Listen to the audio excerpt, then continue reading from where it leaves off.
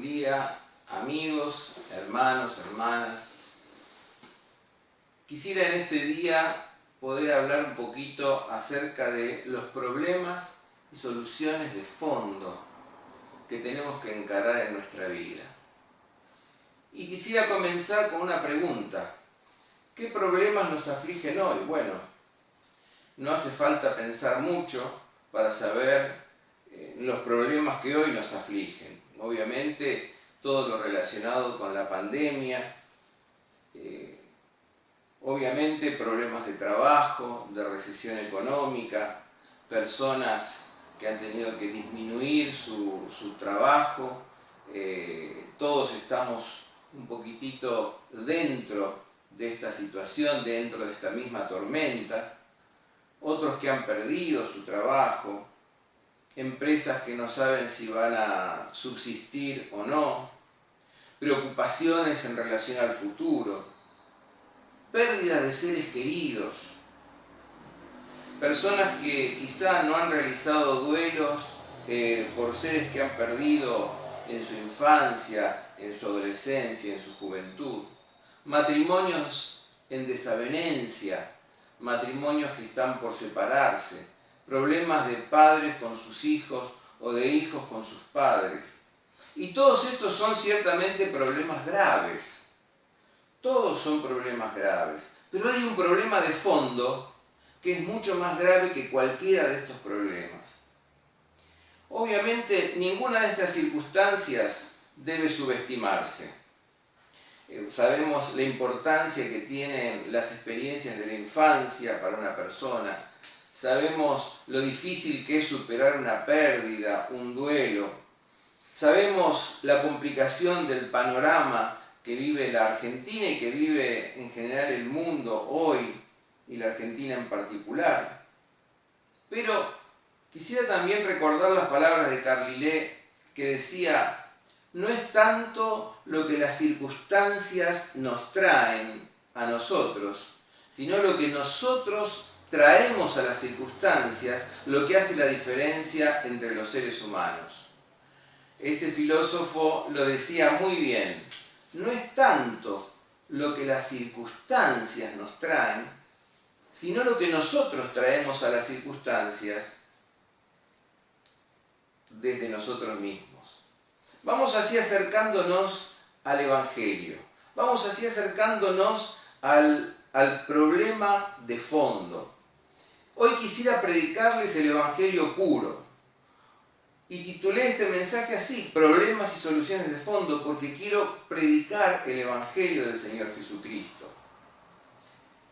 Si las circunstancias no constituyen el problema más grave, si es lo que nosotros traemos a las circunstancias lo más importante, esto significa que nosotros tenemos que estar en una posición diferente a la que estamos.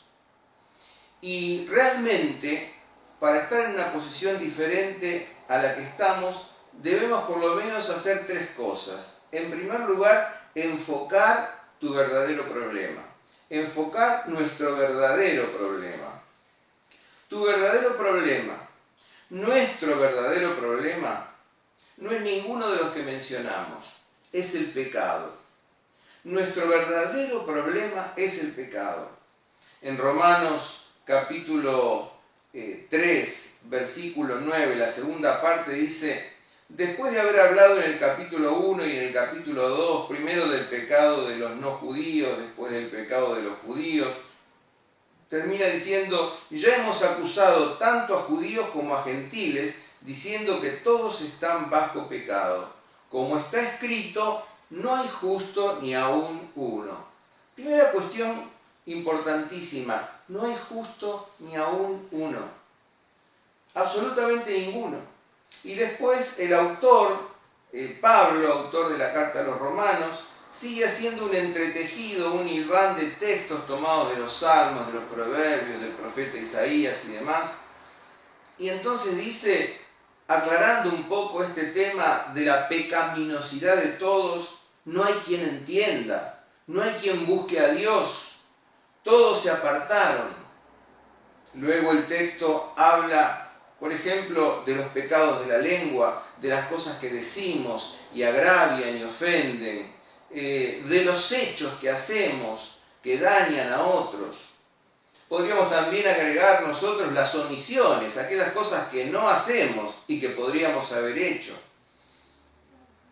El pecado, hermanos, es una condición existencial del ser humano. No buscar a Dios, apartarnos, estar separados de Él, vivir la vida lejos de Dios y lejos de su santa voluntad.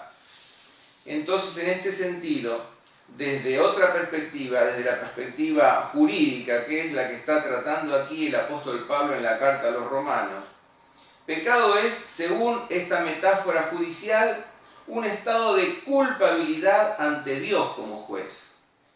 Ante Dios como juez, todos nosotros, por ser pecadores, somos culpables. El pecado es personal y a la vez social. Ahora, ¿qué tiene que ver, te preguntarás vos y nos preguntamos todos, las circunstancias que hemos mencionado de orden económico, de salud, los problemas ecológicos que hay? ¿Qué tienen que ver con mi pecado? Con el problema de mi pecado y de tu pecado y del pecado que hay en la sociedad. Por supuesto que nosotros no somos culpables de absolutamente todos los males de la sociedad, pero sí somos responsables de continuar males que ya vienen atravesando la sociedad en que vivimos. Pero veamos la interconexión entre muchos de estos problemas y la pecaminosidad. Por ejemplo, ¿crees que estaríamos en un país quebrado si no fuera por la pecaminosa irresponsabilidad y necedad de los gobernantes? ¿Crees que los duelos de tu infancia te seguirían paralizando si no fuera por un resentimiento pecaminoso que envenena tu vida? ¿Crees que tus problemas de relación con tu matrimonio, con tus hijos, son enteramente responsabilidad del otro? ¿Y vos vivís en una jactanciosa y pecaminosa inocencia? ¿Crees que el miedo se apoderaría de tu vida si no desconfiaras pecaminosamente de Dios? ¿Crees que tu avaricia y tu falta de solidaridad, la avaricia y la falta de solidaridad aún de los que más tienen, de los que especulan con lo que les sobra holgadamente, nada tiene que ver con el hambre, el frío y la indigencia, la falta de techo de otros? ¿Crees que si la justicia fuera realmente justa y no hiciera discriminaciones, existirían las pecaminosas injusticias que vemos hoy en día? Y podría seguir multiplicando ejemplos, pero para sacar una conclusión, que todos somos pecadores y que todos somos culpables delante de Dios. Pero hay otro tema de fondo, muy importante, y es que tus esfuerzos y mis esfuerzos, nuestros esfuerzos, los esfuerzos que podemos hacer aún en equipo para mejorar la situación no alcanzan. Por tus propias obras no alcanzarás la justicia. Fíjense lo que dice el versículo 20. Por las obras de la ley nadie será justificado delante de él, pues por medio de la ley viene el reconocimiento del pecado. Por más que nos esforcemos nosotros, por nuestra propia cuenta, de mejorar las situaciones que vivimos, bueno, es imposible.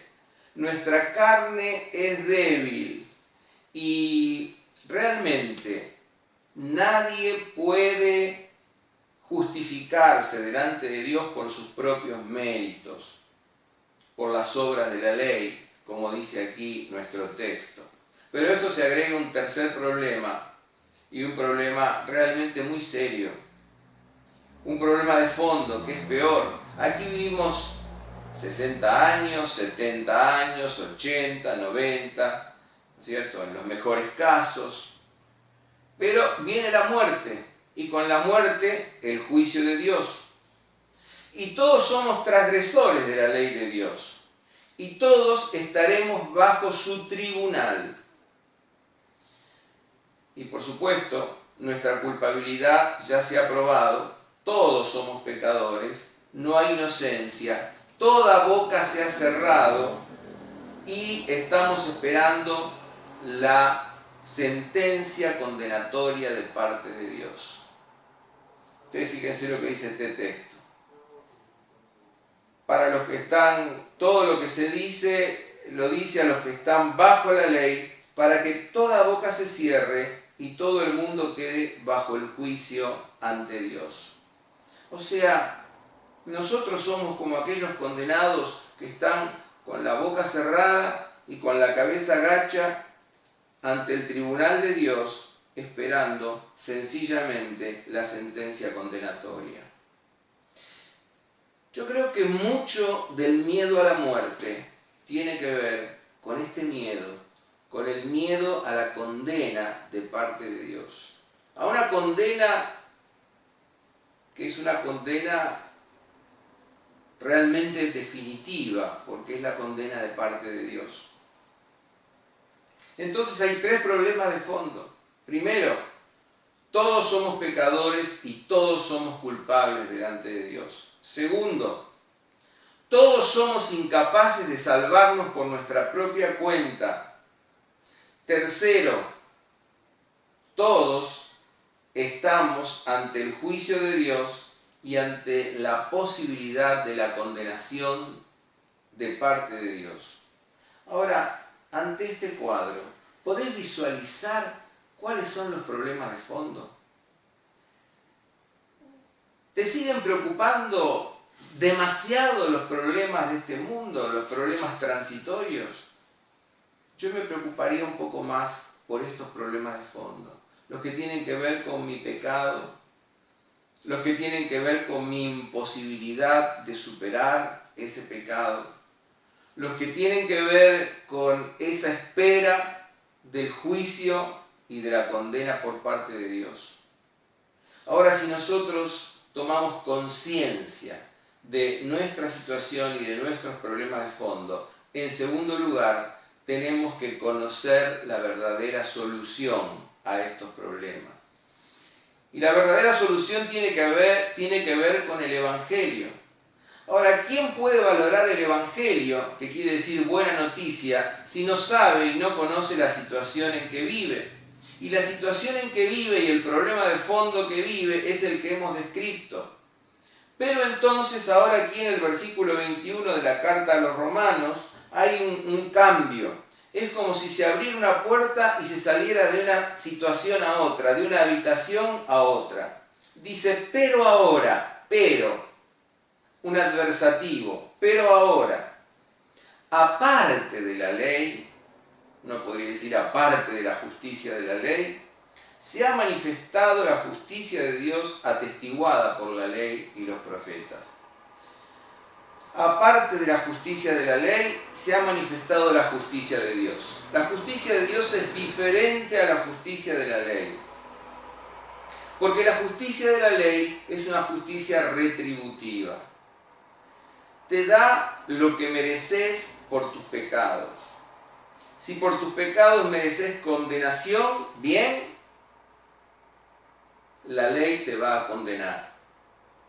Pero la justicia de Dios es la que se ha manifestado aparte o independientemente de la justicia de la ley. Porque no es una justicia de retribución, sino es una justicia de redención. Es una justicia de salvación. La justicia de Dios no se gana ni se obtiene por el cumplimiento de la ley por parte de los seres humanos. Es más, la ley es un espejo que nos demuestra nuestra pecaminosidad y nuestra impotencia y entonces nos conduce a buscar a Cristo, la verdadera justicia de Dios. La verdadera solución está en la justicia redentora y salvadora de Dios. Fíjense ustedes que dice el versículo 23, porque todos pecaron, no alcanzan la gloria de Dios. Es como quedarse corto ante la gloria de Dios. Ante esta situación de pecado, nos entristece profundamente no poder compartir la gloria eterna de Dios. Y aquí entonces dice, por cuanto todos pecaron, no alcanzan la gloria de Dios. Pero, dice, somos justificados gratuitamente por su gracia. Somos justificados gratuitamente por su gracia, por su amor. Esta justicia redentora, salvadora, rehabilitadora de Dios es precisamente una justicia que nace en la gracia, en el amor de Dios. De ese Dios que aborrece el pecado, pero que ama al pecador y que no quiere que el pecador se pierda, mas tenga vida eterna. La gracia es el amor gratuito y libre de Dios. Es un don, es un regalo de Dios. Es un don que no merecemos, un don inmerecido. Ahora, esa justicia gratuita, ¿no es cierto?, es mediante la redención que es en Cristo Jesús. Se ha hecho a través de un medio, y ese medio es un acto divino, el acto de redimirnos a través de Cristo Jesús. Interesante que la palabra redención significa liberación, significa rescate, rescate del pecado y rescate de la condenación. Significa rehabilitación, restauración, ¿no es cierto? Y ahora entonces volvemos a la figura. El condenado está allí con la cabeza agacha y con la boca cerrada. No hay verdaderamente alegato posible que pueda hacer en su defensa. Sabe que la sentencia condenatoria está por salir. Guarda silencio. Pero resulta que hay un juez que lo está por juzgar. Es un juez rico, que vende absolutamente todo lo que tiene por amor al culpable y al pecador. Y entonces el culpable y el pecador puede ser absuelto. Y ya entonces la sentencia no es condenatoria, la sentencia es absolutoria. Así es Dios. Ese Dios que es nuestro juez se nos manifiesta como nuestro Salvador.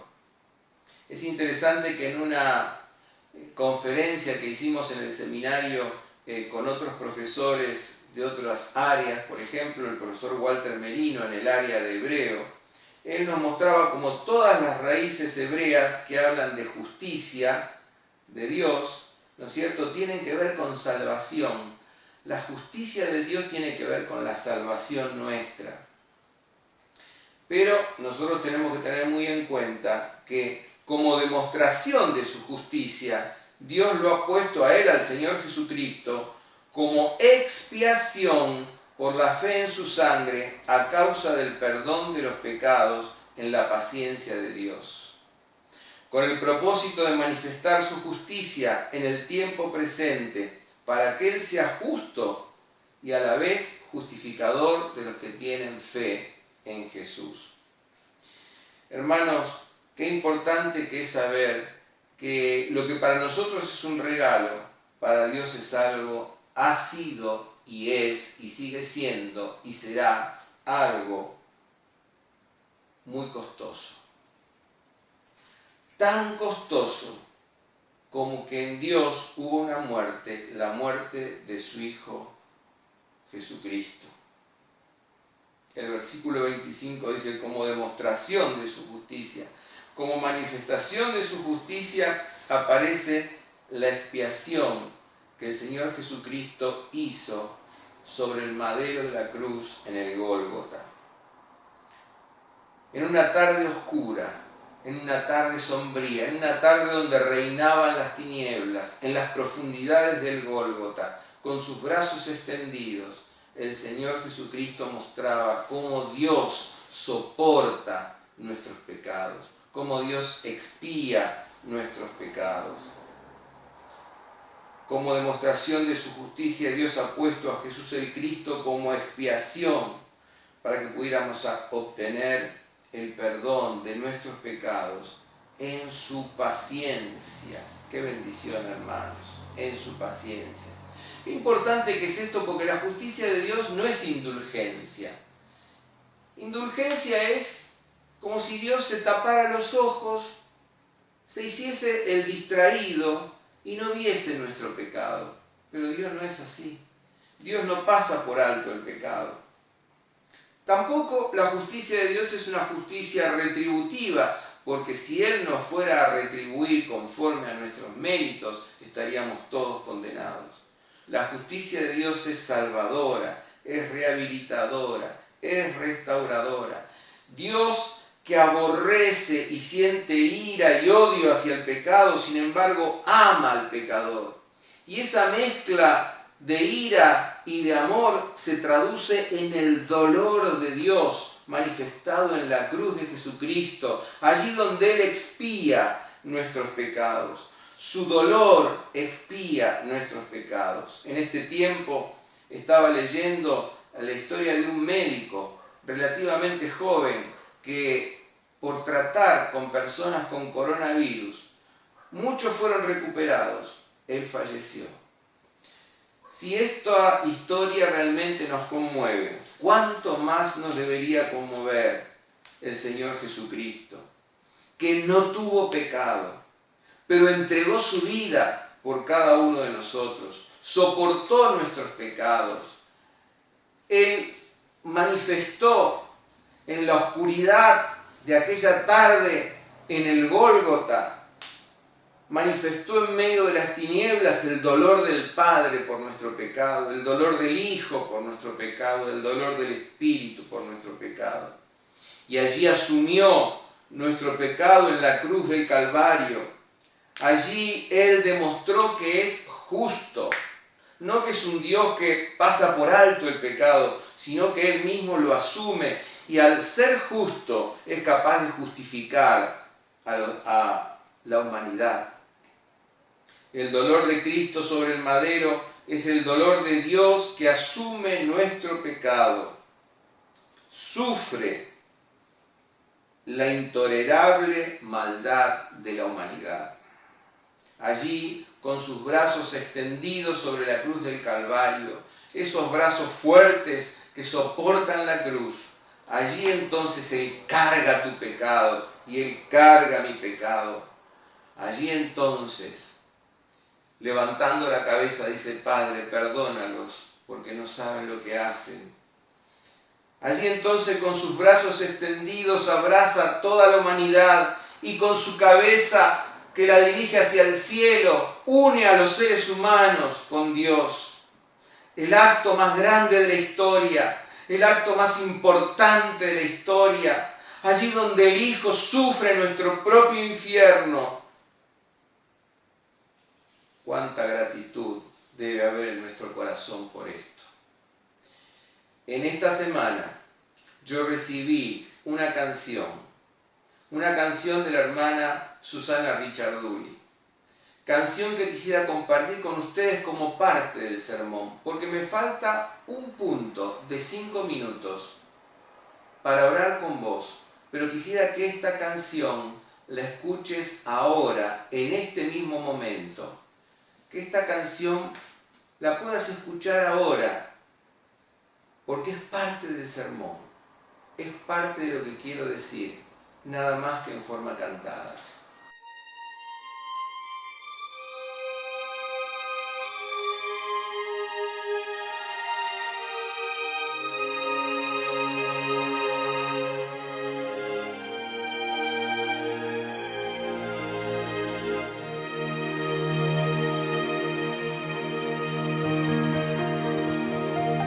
Cuando estoy triste y mi alma está cansada, el corazón siente desfallecer. Me quedo aquí y espero en el silencio. En un momento vienes tú por mí. Cuando estoy triste y mi alma está cansada, el corazón siente desfallecer. Me quedo aquí y espero en el silencio. En un momento vienes tú por mí. Tú me levantas sobre las montañas. Tú me levantas en la tempestad. Fuerte soy si estoy sobre tus hombros. Tú me levantas cada día más.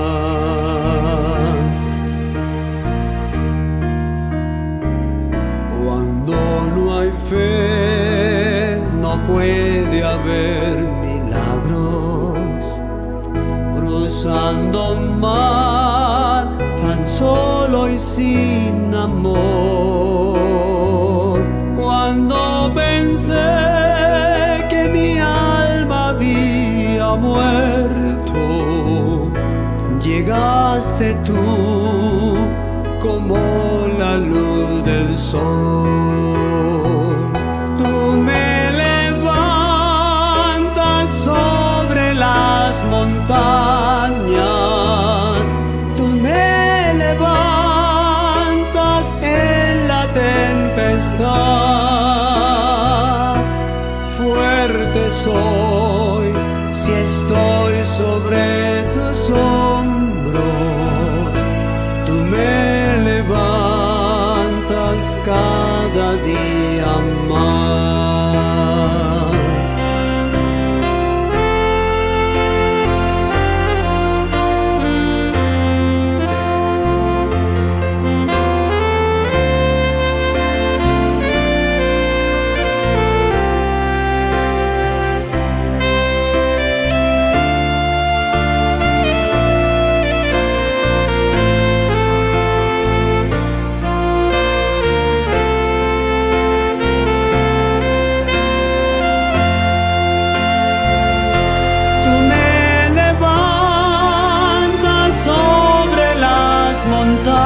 Montañas, tú me levantas en la tempestad.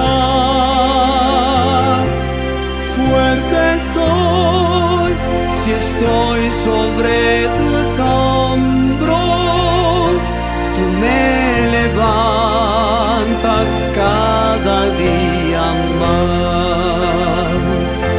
Tú me levantas cada día más.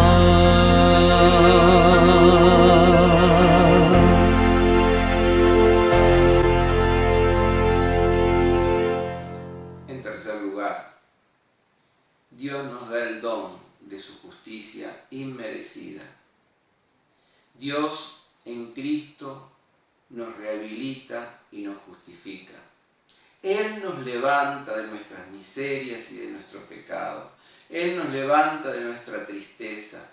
Él nos levanta sobre las montañas. Él nos levanta en la tempestad. Seguro estoy si voy sobre sus hombros.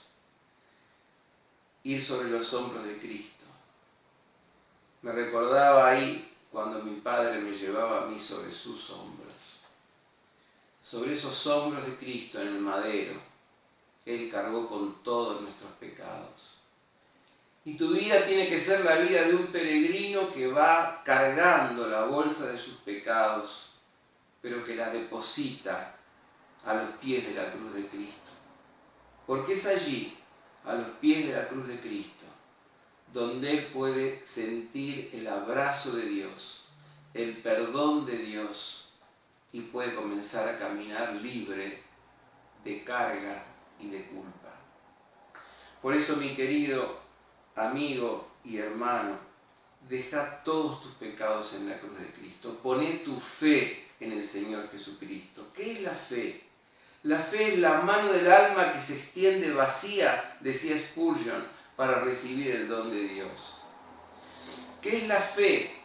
La fe es gratitud en la vida y a Dios, porque Jesucristo y Dios nos aman de pura gracia, no por méritos propios, sino por su puro amor. Fe es sencillamente extender nuestra mano para tomar la medicina. La medicina está allí, pero si queda en la mesita de luz, vos no te vas a sanar, vos no vas a recuperarte, vos no vas a restaurarte. Es necesario apropiarte de esa medicina. Es necesario abrazarte fuertemente de Cristo, dejar que Él te lleve sobre sus hombros, porque Él murió cargando tus pecados y resucitó para nuestra justificación, y Él nos levanta sobre las montañas, nos levanta en la tempestad. Él nos carga sobre sus hombros. Confía en que Él te perdona, confía en que Él te justifica, en que, como dice Pablo escribiendo a los romanos, la paga del pecado es muerte, pero el don de Dios es vida eterna en el Señor Jesucristo. Y la justificación no es solamente absolución de la culpa y de los cargos, sino también es vida nueva. Perdón es un don que sobrepasa abundantemente todo lo que esperamos, todo lo que imaginamos, todo lo que creemos. Pero eso significa arrepentirte de tus pecados ante la cruz de Cristo, abrazar fuertemente en fe a Jesús y seguirlo con todo tu corazón. Que así sea, que hoy sea un día en que puedas hacer una decisión de recibir a Jesucristo en tu corazón. Que hoy pueda ser el día en que vos puedas decidir que le abres el corazón a Jesús, porque Él es el único que puede cambiar tu vida. Y entonces las circunstancias, los problemas pueden estar, pero vos vas a estar en otro lugar, desde otra posición, desde otra situación interna, y los problemas los vas a ver desde otro ángulo, desde otro lugar subjetivo, completamente diferente.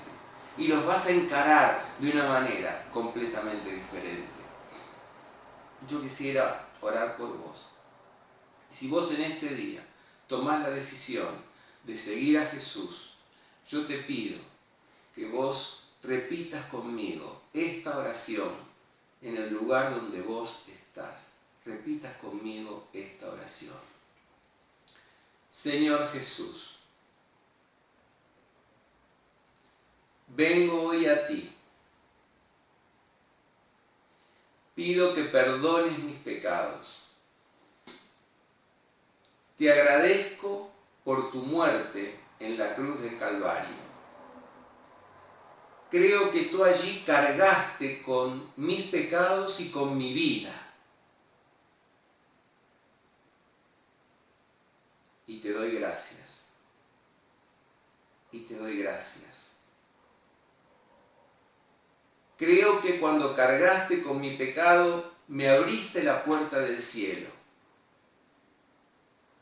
Y te doy gracias. Me arrepiento de mis pecados. Pongo mi fe en Jesús. Y quiero seguir a Jesús de ahora y para toda mi vida. En su nombre hago esta oración a ti, oh Padre,